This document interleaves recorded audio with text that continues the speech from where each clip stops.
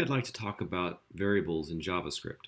To start working with variables in JavaScript, open up a web browser such as Chrome, right-click, and select Inspect.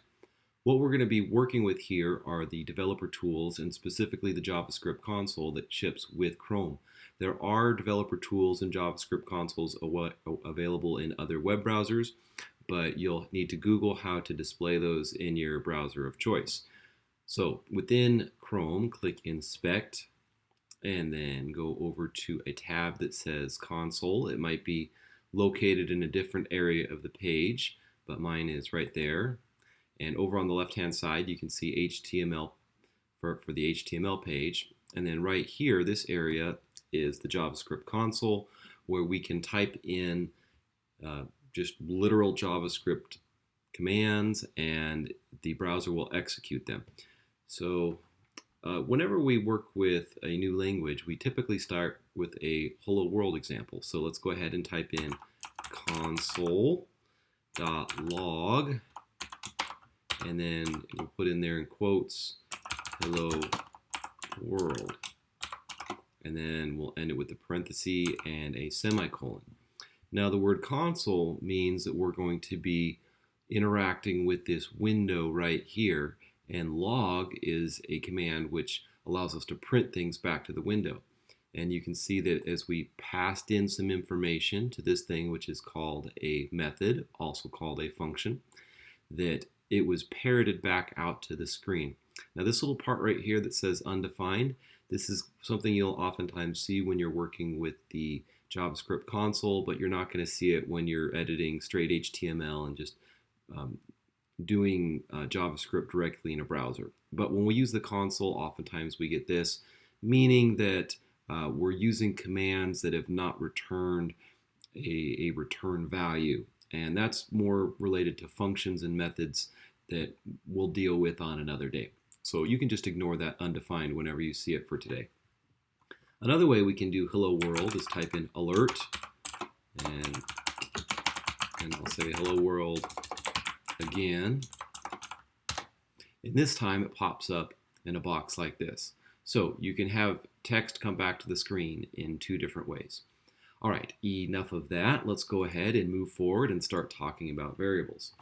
The way to declare a variable in JavaScript is to type the keyword let, L-E-T, and let's have something that holds an age, and I'll say I age. All right, so right now this is like a pocket on a pair of pants. It can hold just about anything, really. I can now set it to something. This first command, all it did was declare it. It allocated some space in the computer's memory. Most computers have gigabytes and gigabytes of available memory, and we've allocated a little space in which we could put some data right now. So I'm going to go ahead and set it to something. I'll say I age equals 25. It's not my age. That was my age a long time ago. I wish it were my age. But at any rate, I set it equal to 25, and I hit return. And now I can verify that this variable does in fact hold 25. And so let's go and use one of these print statements that I had before to verify what is contained in this variable. So I'll say console.log, and I'll put I age in there, and then it spits right back out the number 25. Similarly, I could do alert and pass this in. Something to note is that before we passed in a literal string of text, and we could have instead passed in a variable. So either one is fine. Okay. Something about JavaScript compared to other programming languages is that JavaScript doesn't really care what you put into a variable. So I made iAge equal to 25 before, and that's a number, but I could also just set it equal to my name right now. And if I click up on my keyboard twice, it'll show some previous commands that I've run. That makes it so that I can save myself some effort in typing. And if I go ahead and hit return here, notice that now when it prints out the contents of that variable, it holds that, which is a string, which is text. Other languages like it when you declare whether you're using a number for a variable or text for a variable, but JavaScript doesn't care. You can just willy-nilly swap things in there. Typically when I'm programming and I'm working with things like numbers or strings, I don't do anything special to differentiate the fact that I'm dealing with a number versus a string. So for example, I could say let I, and then I equals 25. I just is a character of the alphabet. It doesn't really look like anything. Or let's do this differently. Let age, and instead of just declaring it and doing it on a separate line, in this case, I'm going to do it all in the same line. Let age equals 25. So now I've declared several different variables, I age, and age, and I've set each of them. But notice how I have no capitalization in these ones that I just set, but I have some interesting capitalization in this one. Let me show you what I'm doing there. So I just mentioned that I usually don't do anything special formatting wise with my variables, but this first example that I created where I said I age equal to 25, this is a special type of variable notation called Hungarian notation. And the idea with Hungarian notation is that especially when you're working with what we call a loosely typed language, meaning that the language doesn't really care what type of variable you put in it, it's kind of nice for you as the author, especially several months later, to know what kind of variable you had created. And so I stands for integer, which means number. If instead we used an S, that would stand for string, which we usually use for text. Some other things that we use would be an F for float when we're using a decimal number, or a B for Boolean when we're setting something equal to true or false. And we'll demonstrate all of those different types of variables shortly. So in the rest of this demonstration, I'm going to largely use Hungarian notation just as a way to indicate to the reader that I'm either dealing with an integer or a string or something like that. So it's not extremely common, but it's not uncommon either to see Hungarian notation used out there. Okay, so let's do some variations on how we might set variables. I'll say let first name. So that's one way that I could declare a first name. I can do let first underscore name. That's another way that people might declare their variable. We might also do let first name. And this is called camel case when we have a series of words that are stuck together with no spaces, and the initial one has lowercase and then the later ones have uppercase. So all of these are ways that we could set variables. And we could also do, after we've set it like this, first name equals, and just do like a different name here. So we're doing a little, doing a little Disney theme.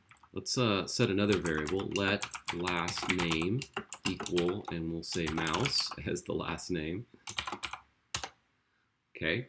And I could even create a variable that is composed of two other variables. So let's go ahead and watch this one. We'll say let, and I'll do Hungarian notation this time, string full name equal first name. And we can put our variables together or glue them together in a process that we called concatenation. And we use a plus sign for that. So I'll say plus, but if I just directly put the two variables together, first name and last name, there won't be any spaces when I print it back out. So I'm going to actually put in some double quotes here with a space in there, plus, so basically I'm gluing those two things together, and now I'm going to put last name on there. All right, so full name is now comprised of those three things, and let's see what it contains. So, and this time I'll use the alert box. Alert S full name. I did a little tab completion there, and it prints out Mickey space mouse. So it does contain all of the things that we expected, including the space. All right, let us continue talking more about variables. Let's go ahead and work with some numbers. I'll say let I salary. So this is the amount of money that you make. And let's just say it's $50,000 a year, a nice starting programmer salary in some places, and other places it's even higher than that. And let's say that we wanted to give ourselves a raise. So let's do another variable, let, and I'll say float, because I'm going to do a percentage. And I'll say raise percent equals 0.5. All right, so I can do math with numbers, even if they're embedded in a variable. And the thing that I would like to do right now is determine what my new salary is after applying this raise. And so what I could do is I could state the variable name again and set it equal to some formula. And in this case, I'm going to make it equal to the original amount plus, and then I'll use some parentheses here to multiply some of the pre-existing variables. So I'll say I salary times F raise percent. All right, looks like a good little sequence of math there. I hit return, and I was actually planning on doing 0.05 to do a 5% raise rather than a 50% raise, but that one's definitely a nice one.